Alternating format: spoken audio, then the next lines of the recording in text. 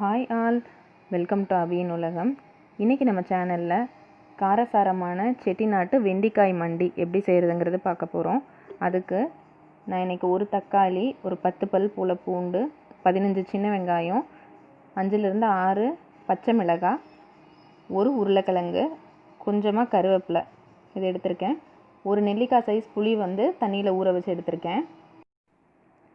அரிசி கிளஞ்ச தண்ணி நான் முதல் தண்ணி கீழே ஊற்றிட்டேன். ரெண்டாவது தண்ணி வடிகட்டி எடுத்து வச்சுருக்கேன். இதுதான் இந்த டிஷ்க்கு நமக்கு டேஸ்ட் கொடுக்க போகிறது.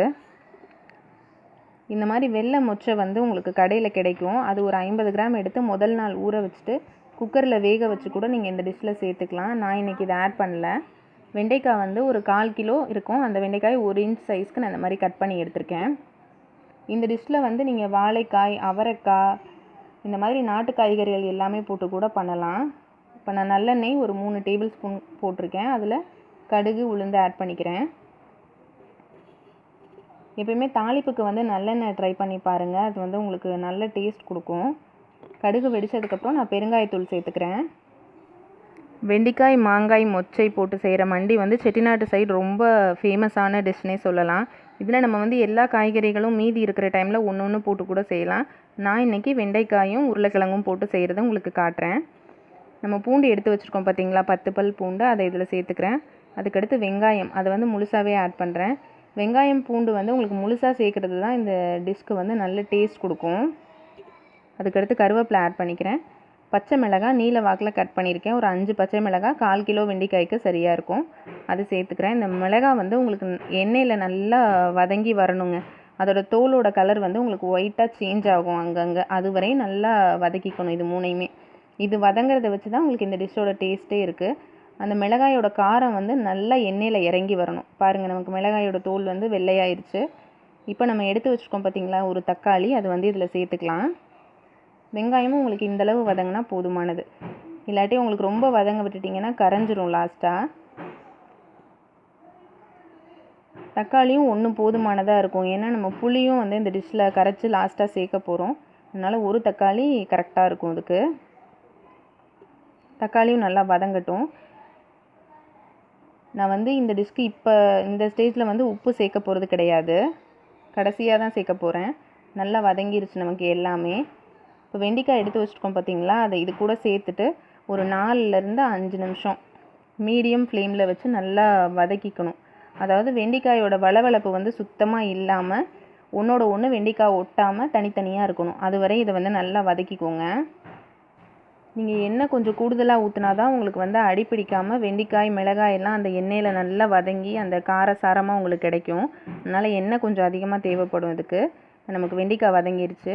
இதுக்கப்புறம் நம்ம ஒரு உருளைக்கிழங்கு நறுக்கி வச்சுருக்கோம் பார்த்தீங்களா, அது இந்த ஸ்டேஜில் ஆட் பண்ணால் போதும். முன்னாடியே சேர்த்துட்டிங்கன்னா உருளைக்கிழங்கு, வெங்காயம்லாம் கரைஞ்சிரும்.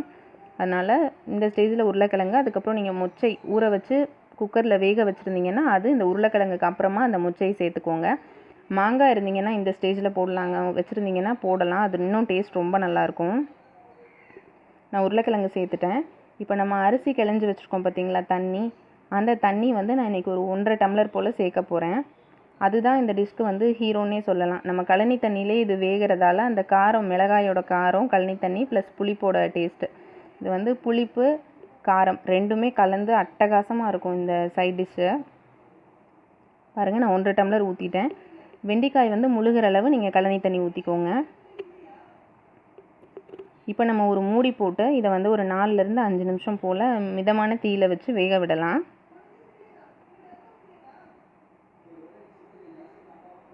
வேகட்டும்.